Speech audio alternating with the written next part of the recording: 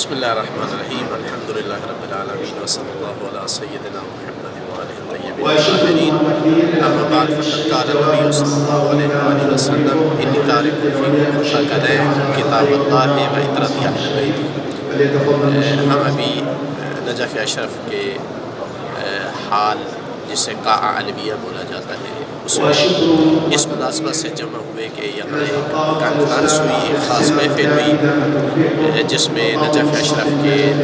بڑے بڑے اساتذہ اور علماء تشریف فرما تھے، مراجع کے جو نمائندے تھے، مراجع کرام کے وہ نمائندے تشریف فرما تھے۔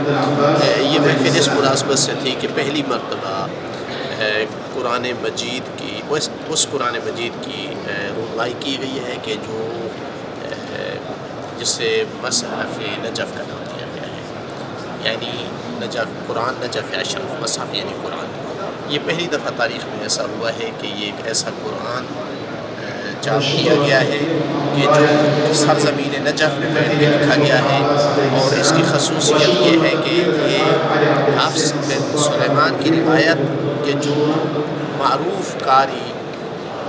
عاصم جو ہے اس سے روایت کے مطابق، جو کہ شیعہ تھے، اور حق بھی یہی بنتا تھا کہ ایسی روایت سے قرآن کو لکھا جائے کہ جو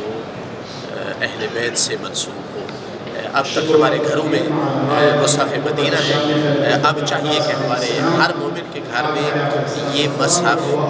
نجف اشرف بھی ہو۔ یہ آغا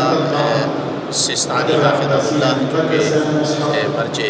عظیم ہیں، ان کی نمائندگی میں، ان کی توجیہات میں، ان کی ہدایت کے مطابق 5 سال تک ماہر ہر قسم کے، ہر فیلڈ کے ماہر لوگوں نے اس میں کام کیا ہے، اور بڑی مشقت کے ساتھ اس مصحف کو، اس قرآن کو لکھا گیا ہے، اس امید سے کہ شیعہ نے حیدر قرار آج کے بعد اس مصحف سے، اس قرآن سے فائدہ اٹھائیں گے، اس کی تلاوت کریں گے کہ جو سرزمین نجف پر جس کو لکھا گیا ہے۔ پروردگار ہمیں قرآن مجید اور اہل بیت نبی سے متمسک رہنے کی توفیق عطا فرمائے۔